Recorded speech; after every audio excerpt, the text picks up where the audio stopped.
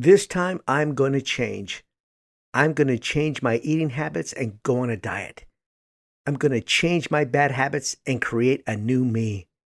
I'm going to try to change again, and this time for the good.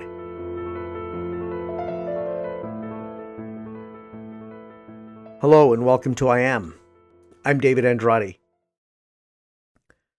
Do you attempt to change so often that attempting to change is now becoming a bad habit? Will you go through the process of change over and over again and never accomplish?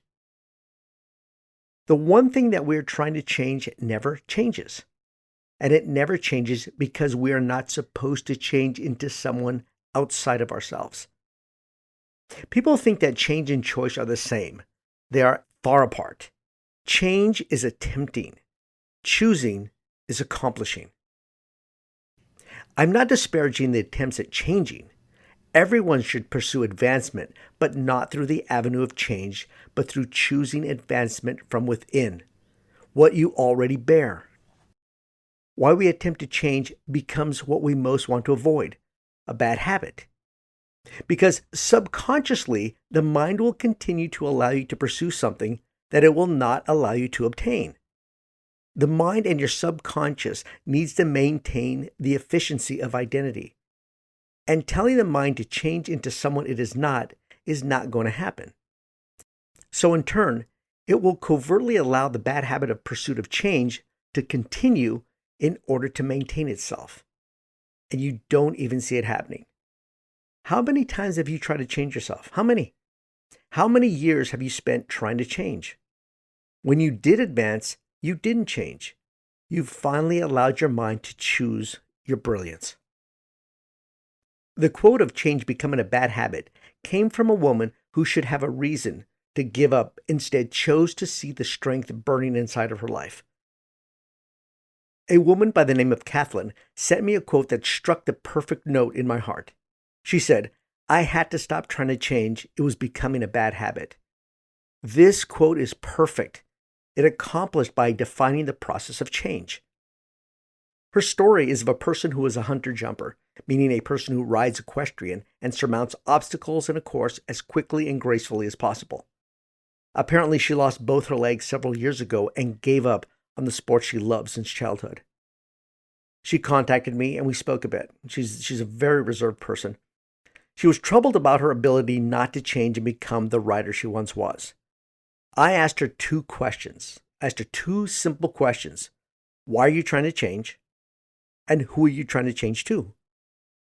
Once we spoke, she realized she had been searching for something outside of herself to advance. She was looking in the wrong place for the right her. She realized she had everything that life had to offer. It was up to her to choose her soulful beauty and strength. I also told her about a friend of mine, Laura, who has a successful international career as a hunter-jumper, which helped motivate Kathleen. And Kathleen, at that point, decided now was her time to choose to get back into the saddle. She said change was becoming a reason not to succeed. Attempting to change was giving her a reason to make a false attempt at success. After understanding the I Am method process of choosing, it gave her a new vision on how to approach her life. She realized attempting to change was actually hindering. She said she had forgotten how strong she already was, and that attempting to change was keeping her from seeing that quality. Change was blinding her from seeking from within. Remember, choosing is accomplishing. Changing is attempting. She is now back in the saddle, advancing her life, owning her greatness. No change, but a choice to live her greatness. Throughout our lives, we've been conditioned that the only way to advance our lives is to change into someone more accomplished, to change into someone that is more joyful, to change into someone that exudes strength. And during this time of attempting to change, your innate subconscious identity is begging you to believe in yourself, no change, begging you to believe in the great gifts you bear, to choose from the plethora of wonders that you possess and to merely strengthen them, advance them, expand them. But we are taught that we have to change into someone we are not. You aren't successful, so change into someone that is. You aren't confident, so change into someone that is more confident. You're lazy, so change into someone that is active, and the list goes on and on. On a conscious level, change sounds like a direction you need to take in order to advance. But on a subconscious level, where your true identity exists, a battle will take place. You consciously tell yourself that you're going to change in order to acquire a new personality outside of your existing one.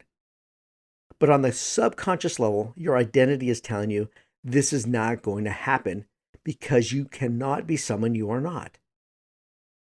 Your subconscious identity, your neurological wiring is telling you that you have everything you need to be who you desire. Your existing identity has the person of strength, the person of happiness, the person of confidence already built into itself. Your mind is telling you to choose to enhance the identity that pre-exists inside you. Don't waste your time trying to change, but it will let you go through the process because that is what you have asked it to do. And sure enough, the mind, like a fisherman catching a fish and giving the fish more line until it exhausts itself, then reeling it in, the mind does the same thing. It will give you more line until you get exhausted before reeling you back into your identity. Why? Because you're attempting to change. You're putting up a fight. I might be sounding negative to change on a personal level because I am to attempts at change. But I am absolutely and extremely positive when someone decides to choose to expand and enhance their true being. That is where I am extremely positive. When one decides to grow into one's pre-existing powers, that is beauty. When one starts to think like an oak tree that knows it cannot be a rose, but knows to grow and enhance into its own majestic capacities, that is when life blossoms. No change. Think about this. When someone tells you that you have to change, how do you feel? Are you overjoyed being told that the qualities you bear are subpar? Do you high-five someone and tell them, "Thank you for telling me that I don't have the character of strength, that I don't have the qualities to succeed. Thank you for making me overjoyed that I don't have the parts to make my life better"? Subconsciously, your mind knows you are looking in the wrong place for the right you, but it will allow you to pursue the character you seek, but knows that how you are approaching an advancement to your life will be short-lived. It knows that you are pursuing outside of your innate gifts of self. That is why you all feel that change is hard, because it is wrong. Subconsciously, one's innate beliefs know that this is all you have to do is choose the identity you seek, that you bear all that is great, that you possess the brilliance you strive for. Choosing tells you that you bear the fruits of life. Choosing tells you to pick an apple from the tree. Changing tells you to keep planting trees until you are ready to pick. I'm sure you have heard the phrase spoken by you or someone else, "Changing is so hard." Of course it is, because it can't be done. We can't be the individual we idealize. We did not live the life of our idol. We don't have their neurological structure to make the strides they have made in their life. Once you realize that you cannot change into someone else, life will open up to the magnificent power and beauty you possess. And right now, someone might be telling themselves, "I don't have the strength, the confidence, the surety to advance." That is where one is absolutely and unequivocally dead wrong. In my time studying individuals for over 30 years on how to advance my own life, I realized in the past several years while writing my book that no one changes. They either decline, plateau, or enhance their innate gifts. Good or bad habits never go away. One chooses which one to exist in, which one to enhance. From individuals that came from nothing to billionaires, they never changed. They only decided which personality trait they possessed to enhance. This focus on advancing what they bore is what made them succeed. Or the person who was of marginal character that chose to understand that they possessed the power of love and enhanced it to become a fantastic parent. Change was not involved. Choosing is what made it all happen. Choosing is what made it into a fortress. Your mind is begging you not to seek change, but to seek enhancing what you already possess. We think that change is the solution. Change is the hindrance. Changing is exhausting. Pursuit of changing oneself wastes time and years pursuing to be someone else. Think of change and choosing this way. Have you ever been in a somber mood and then bumped into someone that makes you smile? And that somber personality goes away and you are now joyful? You are in a state of happiness while in the presence of this person. Then when that person leaves, you are back to being somber. Why? In that period of time, your mind chose between the personalities you bear. It didn't change one thing. If it did change from somber to joyful, you would be stuck in a joyful state because you supposedly changed. You did not. Everyone chooses and vacillates between personalities based on one's environment. You don't think of changing while interacting with individuals. You don't say, here comes the person I like, so I have to work to change to be happy. Or, here comes the person that is annoying, change to be standoffish. No, your identity chooses without you thinking about the personality to put forward. It chooses a personality based on your environment, then puts it back on the shelf, then another and another all day long. Are you happy or mad for 24 hours straight? No. You might think you are, but within that time frame, you existed in many other personality traits you bear from within your identity, never changing, only choosing. Do you really want to succeed? Do you really want to succeed? Succeed at love, family, career.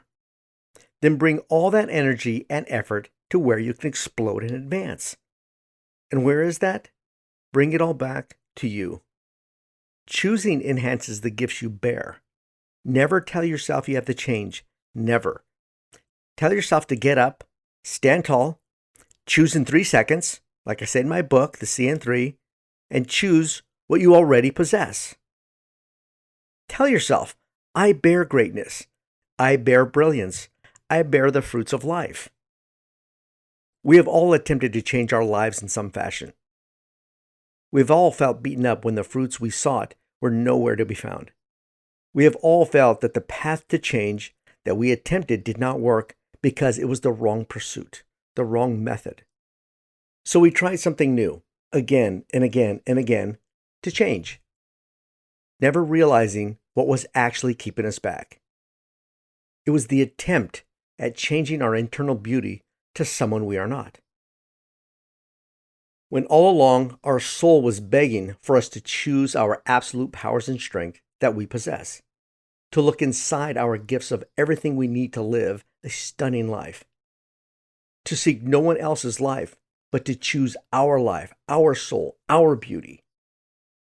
But remember, there's a critical step in choosing that must take place. Define. Define your I am. You must define your choices as you. I am strong. I am confident. I am loving. Followed by an immediate action and repetition. And do this over and over again every minute of every day for the rest of your life. You already do this every day. You have to rewrite your neurobiological wiring to build on the choices of your innate powers. You must be neurologically and biologically wired to accept and live your choice. You must define your choice as I am. You have to wire your mind to fortify your choices. Why do you think all the motivational quotes you read and see online get you excited and then are forgotten? All the books you read are set aside. All the information at seminars you attended are short-lived because they do not address what the I am method does. There has to be a neurobiological enhancement of an efficient pathway only accomplished through definition of I am, identity, and repetition. You will only act on the quotes, books, and seminars if you have an efficient identity pathway that will accept and incorporate them. You think pursuing change is a good thing. It sounds great, right? That all the attempts at change will at some point send you in the right direction of accomplishment. How many times have you tried to change? Think about it. How many? If you have to keep pursuing to better yourself through a process that does not deliver, why do you keep doing it? Why do you keep trying to change? Why do you keep beating yourself up in order to heal? Because the subconscious will continue to allow you to frolic in the endless journey of change to avoid actually choosing to enhance the efficient identity pathway that you wish to live. Remember, as I have stated, you live based on neurobiological efficiency of identity, good habits and bad habits. Your life is the end product. Think about what is holding you back. It is the idea of change that is holding you back, not the information or process in order to obtain your greatness. We don't look at the word change as the problem. We look at the information and the process of applying this information as the problem. The information didn't change me, so I'm going to gather more and different information. That book didn't help me change, so I'm going to buy another one. That life coach didn't help me change, so I'm going to see another life coach to change.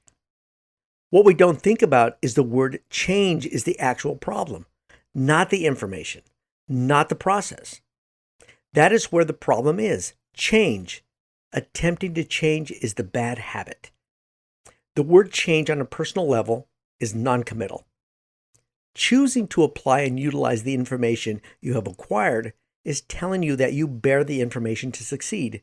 Now choose to apply it. As Kathleen said, I had to stop trying to change myself. It was becoming a bad habit.